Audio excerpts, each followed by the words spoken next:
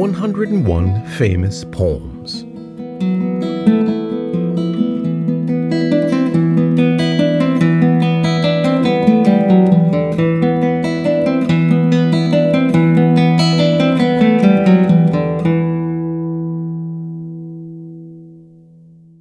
Moonlight. From The Merchant of Venice, by William Shakespeare.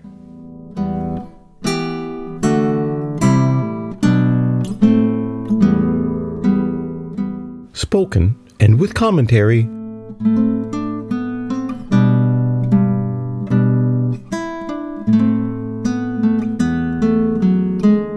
by E. T. Hansen.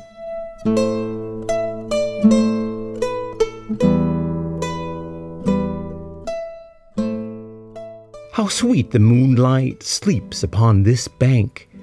Here will we sit, and let the sound of music creep in our ears. Soft stillness and the night become the touches of sweet harmony. Sit, Jessica. Look how the floor of heaven is thick inlaid with patines of bright gold. There's not the smallest orb which thou behold'st, but in his motion like an angel sings, still choiring to the young-eyed cherubims.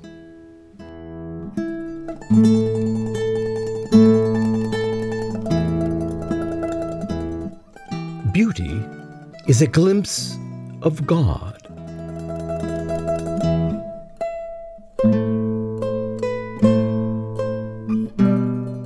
Someone once said, the best proof that God exists is how well he covers his tracks. There certainly is no evidence that God exists. We look around and it seems like we are alone in the universe and life has no purpose. But then again, every once in a while, we glimpse a thing of breathtaking beauty and wonder, did I just see the footprint of God? There is no reason for beauty. We can't eat it, we can't heat with it.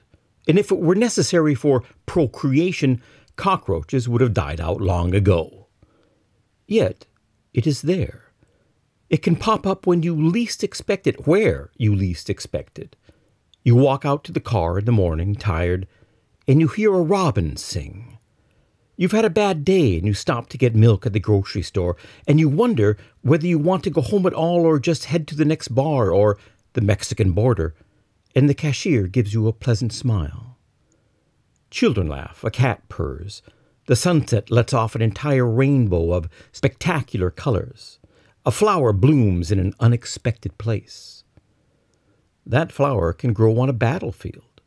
A compliment can come in the midst of disaster.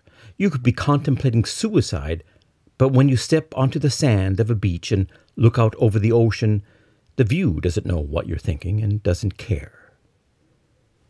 It's strange how life can be so difficult, so filled with hardship and tragedies and overpowering challenges, almost as if there were some force out there devoting all its energy and imagination to making us suffer. And then, like a wink from heaven, we catch the sight of beauty, an unexpected gift just for you, just for me. Even in horror, there is beauty. In the dark, threatening storm clouds piling up on the horizon, or a lion taking down a gazelle, or childbirth. Hear the blood-curdling screams of the mother. Imagine the gut-wrenching pain she's going through. Then look at the mysterious little bundle of life she is holding in her arms. And we ourselves, are not we, too, beautiful? In our sorrow, in our bewilderment, in our struggling and suffering, but also in our courage and our beleaguered dignity. Beauty, I believe, is the glimpse of the divine, the eternal, the soul. It comes to us when we don't need it or don't notice it, but also just at the moment we need it. I remember one morning, my life full of gloom, my thoughts dark as night, I fled my apartment and went for a walk in the park, as far away from my life as I could get, when suddenly, out of the bushes, as if out of nowhere, there appeared a wondrous creature, a proud, springy-legged fox, all bright red and feathery and pointy-snouted. She ignored me and paused to take in the park. Then, in another moment, she trotted across the path into the bushes on the other side, disappearing into nothing once more.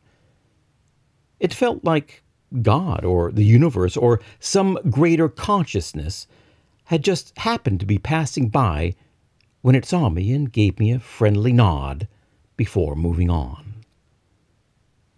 Moments like that make you wonder, is the world around us just a facade hiding a more divine existence?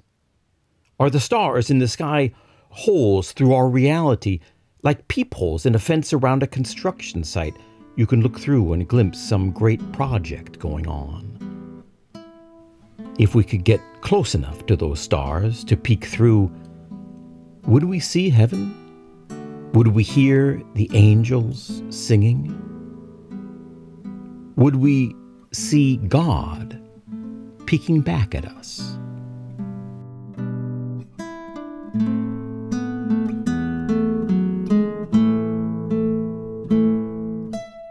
The Poet.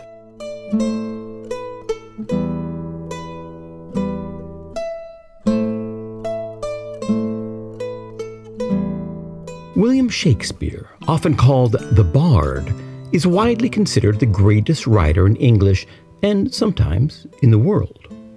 Little is known about his life, other than that he was born, educated, and married in Stratford-upon-Avon in England and moved to London to become a successful actor, writing, and part owner of a stage company in his early 20s.